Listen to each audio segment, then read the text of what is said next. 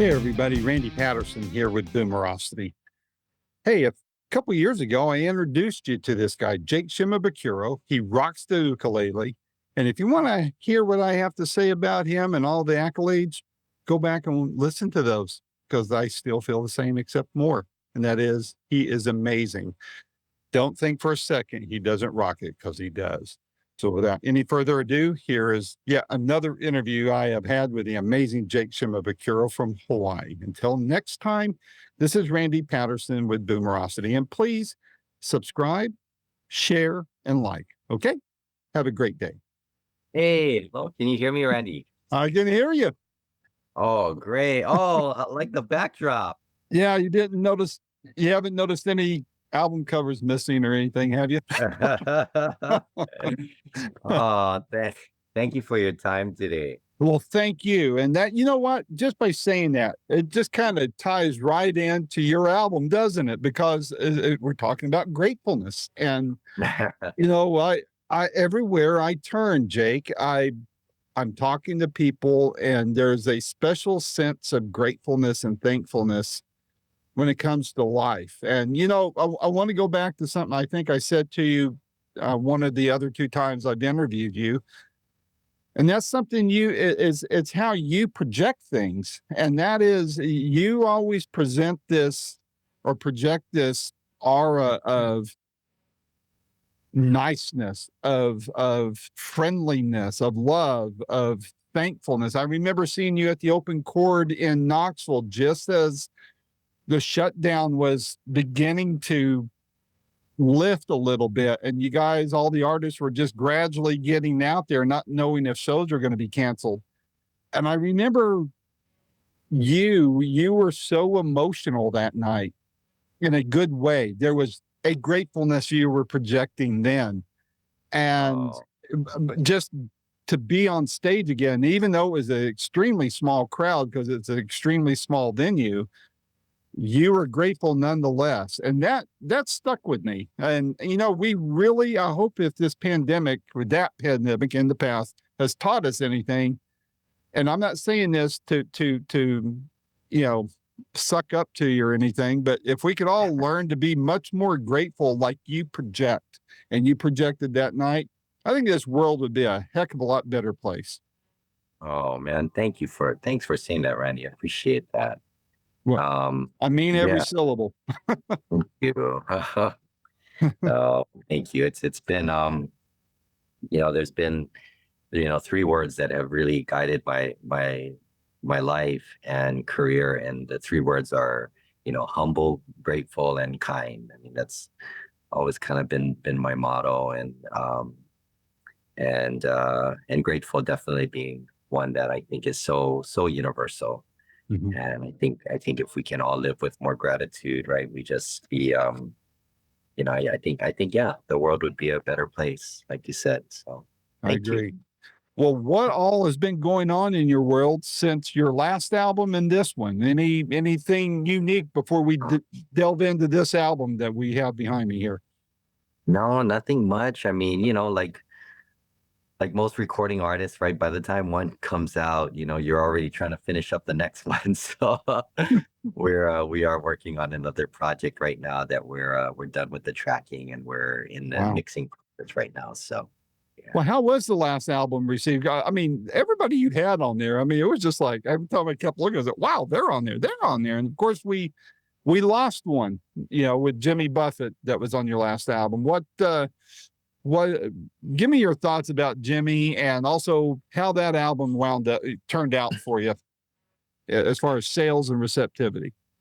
Yeah. I mean, the Jake, it was called Jake Shimabukuro and Friends, and it was my first collaborative record.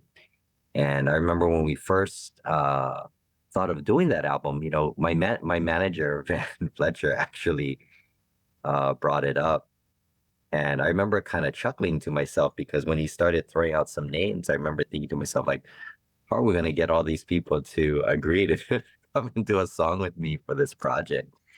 But luckily Van and of course Jimmy has been such an incredible mentor and supporter, over the years. And, Ray Benson, who also agreed to Mhm. co-produce this record, they yeah, when they were all on board, I mean, it just they made it a lot more doable.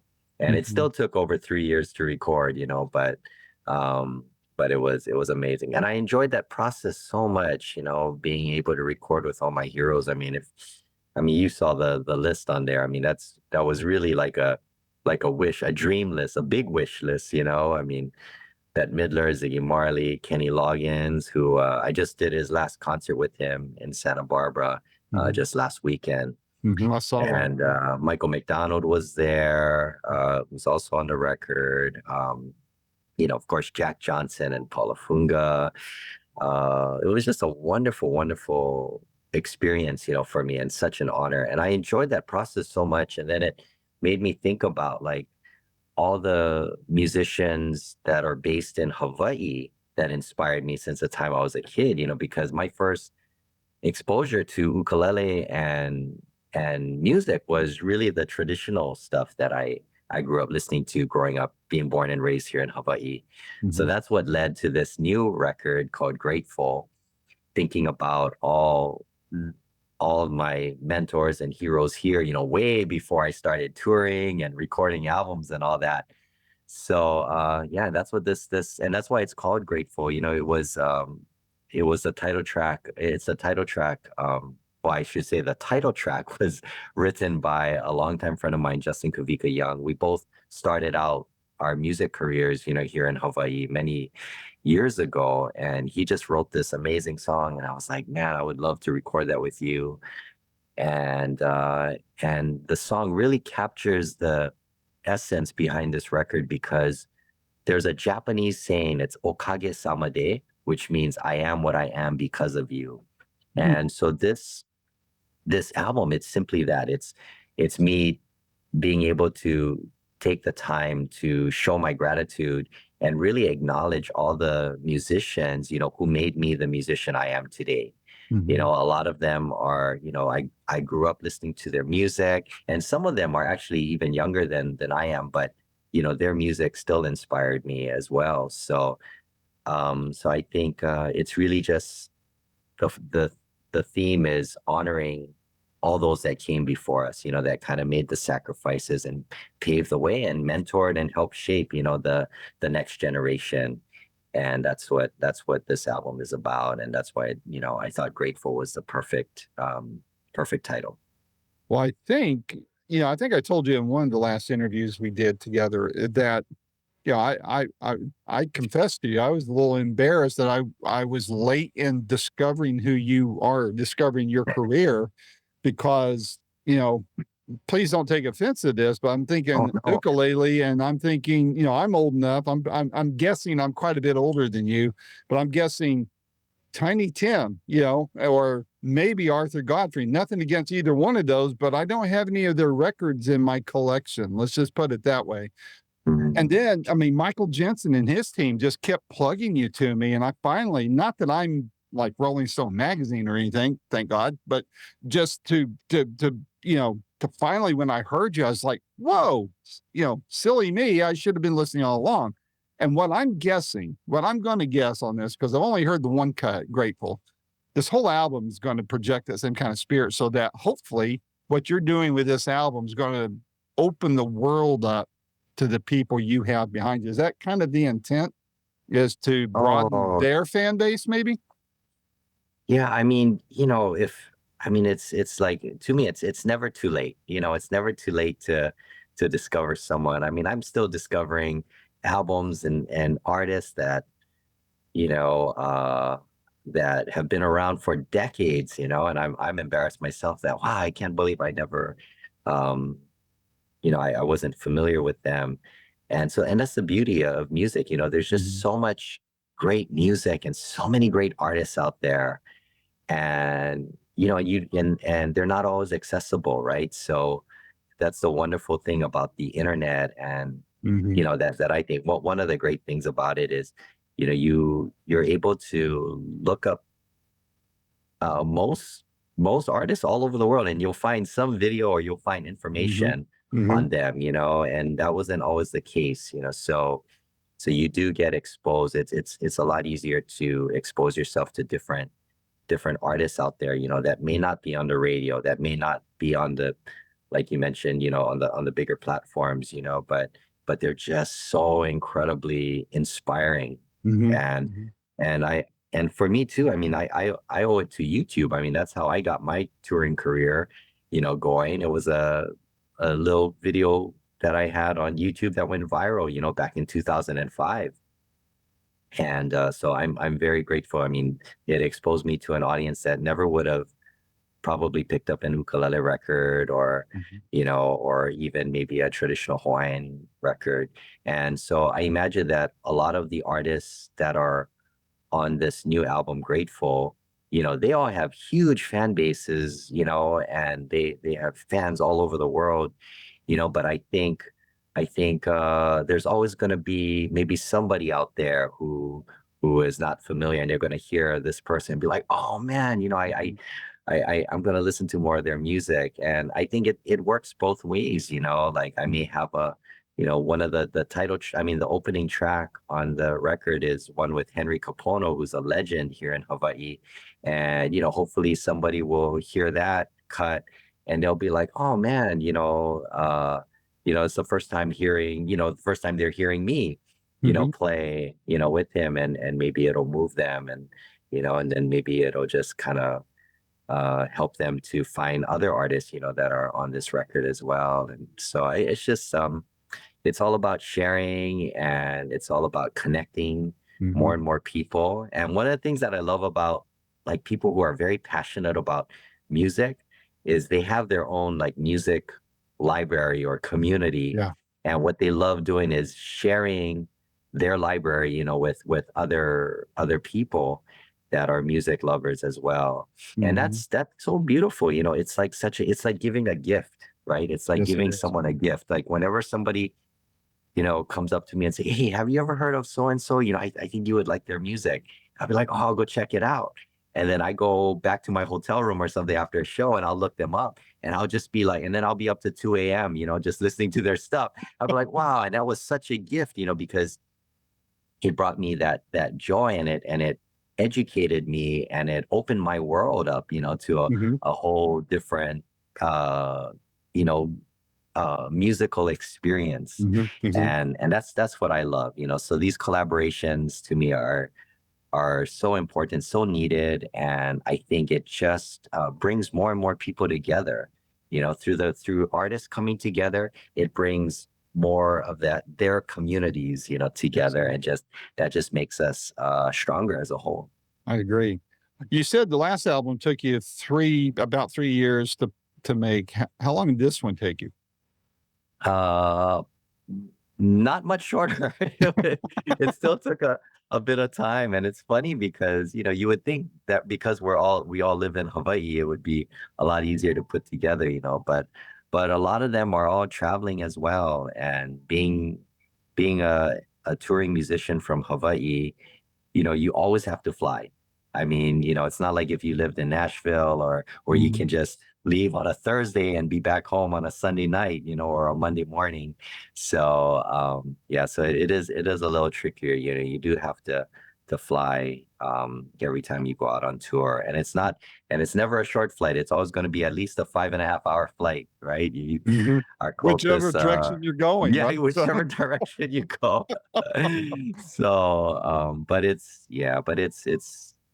so wonderful to be able to go out and kind of share a little bit of the music and the culture that I grew up with, here in Hawaii, and Mhm. and bringing that to different parts of the world and sharing that with them, and then I get to come back home and work on new stuff, and then go back out and share that again. So it's a beautiful process, and one that I don't take for granted. Aside from having a lot of or predominantly local artists and musicians there, what else was different about this album than was different than, say, all the other albums you've worked on? Well, one of the things that I love about this album is even though it's all Hawaii based musician, I hope that through this record, people will see the diversity, of the type of music that we have here. Like it's not just the it's not all music just done traditionally in the native language, Right. but but it really spans, all different genres, and there's it's a mix of influences, and I think that's reflective of just the cultural diversity here in Hawaii as well, with so many different ethnicities, and just it's kind of, we would call it kind of like the melting pot, because it's not so separated, but it's like, like growing up, I mean, I didn't know like all the things that I was eating and the traditions that I was taking part in. I just thought it was all, that's just what everybody does, but until I was older, then I realized like, oh, that's part of Filipino culture, or that's part of Chinese culture, or this is native Hawaiian culture, this is Japanese, this is Korean, like all these different Mhm. things that we would do, and we wouldn't even think twice about it. It was just so normal to us. So I think that kind of shows in the music as well. I think the music outside of Hawaii definitely influence some of the music here, and vice versa. So it's beautiful to see that, and now that I'm older, I can really appreciate it. I can Mhm. I can recognize it, right? And I think it's a wonderful thing. So I hope that that's what people take away from this record too, is they just hear the diversity of all the artists. I mean, you have everyone from, like Henry Capono and Brother Nolan, who are just very I mean, they're kind of the older generation. They I don't not old. They're just the ones that kind of paved the way for everybody else on the record. And then you have the other artists like like John Cruz and Kavika Kahiapo and all of them. They're again very very influential. And then you have the younger ones like Kimi and Minor, Pumai Kailainen. But then you also have like Iggy Jang on there.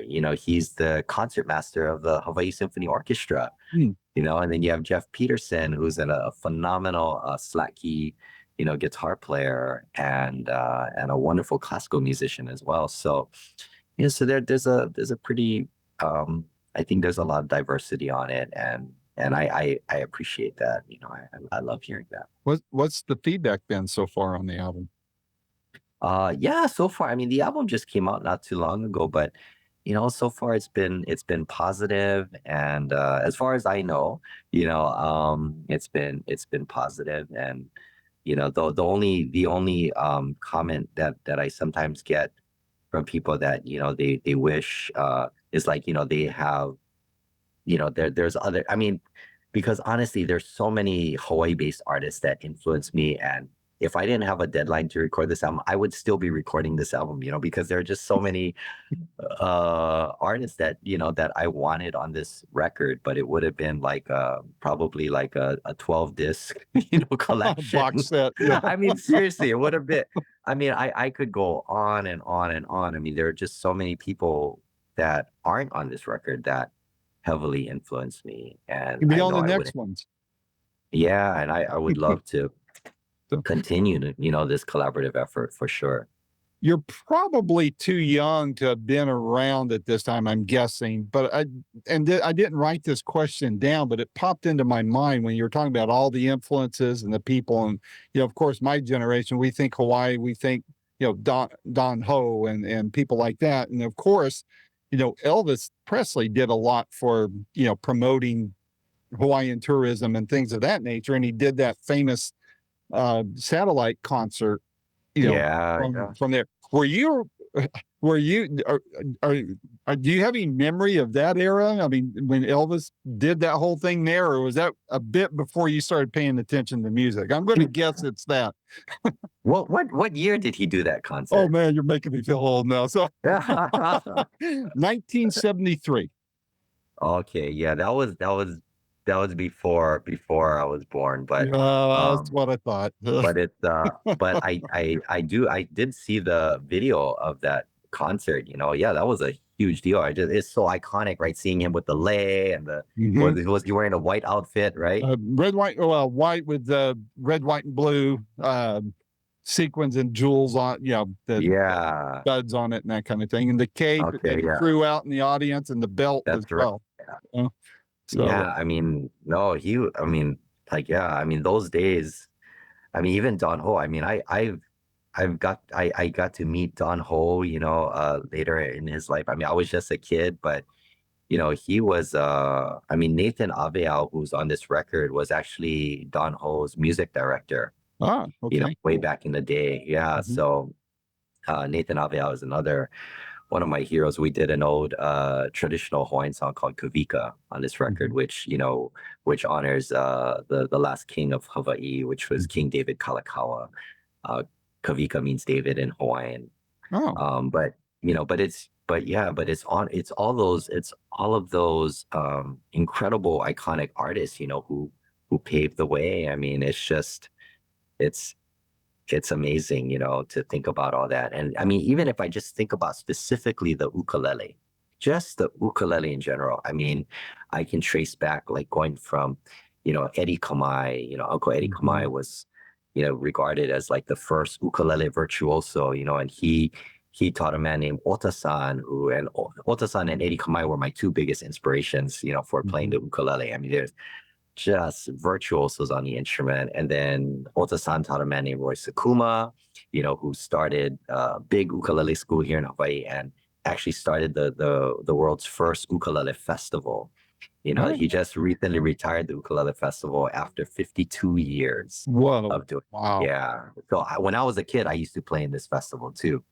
And back then, people thought he was crazy. You're going to make an ukulele festival? What? So, but people like that, Peter Moon, Israel Kamakawiwo'ole, Kelly Boy de Lima, Benny Chung, Dr. Byron Yasui. I mean, all Troy Fernandez. I mean, the list goes on and on and on and on. Gordon Mark, Jesse Kalima, but Brian Tolentino, Herbolta Jr., who are also on this record. Um, these are all the guys who really paved the way, Mhm. for all of us. So when I think of this record, and the meaning of Okage Sama Day, which it means I am what I am because of you. It's thinking about all those people and honoring them Mm. and everything that they've done, to perpetuate this music and this instrument and this amazing culture. Well, I have to think, I don't know you really except from a couple of chats and watching you on YouTube and listening to your music, but I'm going to suspect that you probably don't talk much about this, but what about the influence you're having on a younger generation to pick up the ukulele and all that? What kind of stories Oh, are you hearing about your influence on them? well, yeah, I just, when I was in elementary school, I remember local celebrities, like people like um, there was a local comedian. His name was Frank De Lima, and he used to go to all the elementary schools, and he would sing these funny songs, for us and get us all engaged, and we would sing along, and but at the end, he would always share a message, and there were several messages. One was, to say no to drugs. The DARE program was really big back then, about Mhm. it was a drug resistance Right. education program, drug abuse resistance education. Yeah. Uh, and, and he would always say things like, study hard in school and, you know, do what you love, like messages like that, just very positive. And they really, um, they really, I think, impacted me, because um because there weren't a lot of people saying that, Mhm. and I think that, so for me, I believe that that's why till this day, I've been drug free my whole life, because I remember hearing those messages. Mhm. And so for me, the music is my passion and it's what I love. But if I can share like a positive message, with the youth and the younger generation, that'll impact their lives in a positive way. I mean, that's what I want to do. And so my message at the end of every concert is, I always say, to all the kids in the audience, find your passion, find something that you love doing. And I always tell them, just remember three things, study hard, practice, practice, practice. And the last thing I always say, and please, say no to drugs, be drug free. And I share with them how I've been drug free my whole life and they don't need drugs. So that's always my message that I want to leave them, at every, I think every time I adults have the could opportunity. stand to hear that too still. Uh, They could use a reminder now and then, but to your point, Jake, I mean, like I said at the beginning of this call, you radiate all of that plus some. And so again, I want to commend you for being that light in the world. And yeah, the music is just icing on the cake, but your persona, what you radiate from within speaks volumes, and it shows to be true. And it's not lost on a lot of people, especially not on me. So again, I appreciate the life you're living and what you're projecting, the message you're putting out there. I think that's people like you that will help change the world in a lot of different ways. And I'm not saying that lightly at all. But Thank you very much. Thank one, you. one more question. What else is on your radar now that this album is out? We're at the end of this year. What's on your radar for next year? What do you got planned? Yeah, so we are, we've been back in the studio and working on a new project, and this is another collaborative effort, but it's just a collaboration with one artist, an iconic drummer, Mick Fleetwood, from Fleetwood Mac. Oh, I've heard of We've him. been the last few years, we've been kind of talking and kind of toying with the idea of getting together and trying to put together like an ukulele blues record. Whoa, So I we love that actually, idea. we actually went into the studio and with a full band. So a buddy of mine, Michael Grande, on keyboards, and Michael Grande was the engineer and one of the producers on this new Grateful record as well, and he's a long time friend of mine. And then Jackson Waldhoff is playing electric bass, and we've been touring together now for about 6 or 7 I years. remember him in Nashville. Wonderful, Yes. wonderful. Yeah, just a wonderful bass. So young. He's only like 26 years old or 20, something like that. He's in his 20s. But yeah, it was just great. And Mick Fleetwood on drums. We went into the studio.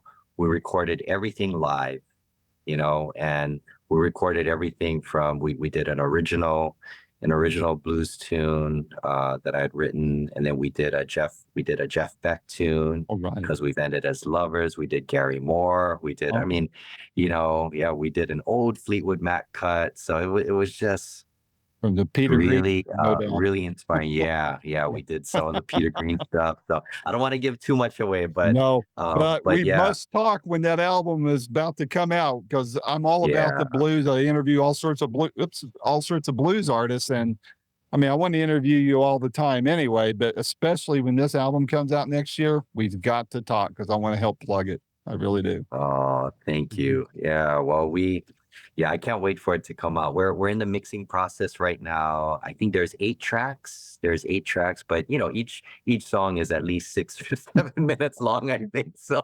Not quite Grateful Dead level, but almost there, right? So, yeah, exactly. Oh, but man, Mick sounds so good, and his feel. Oh man, it's just his feel and his sound. It's just, I mean, he really kind of pioneered the blues drum sound and feel, I think. I mean, really, I mean, he's just got that. I don't know. There's just some magic about when he plays. But yeah, so it was really it was an epic experience for me, truly a once in a lifetime. And so I'm very excited about this record. Can't wait for it to come out as well.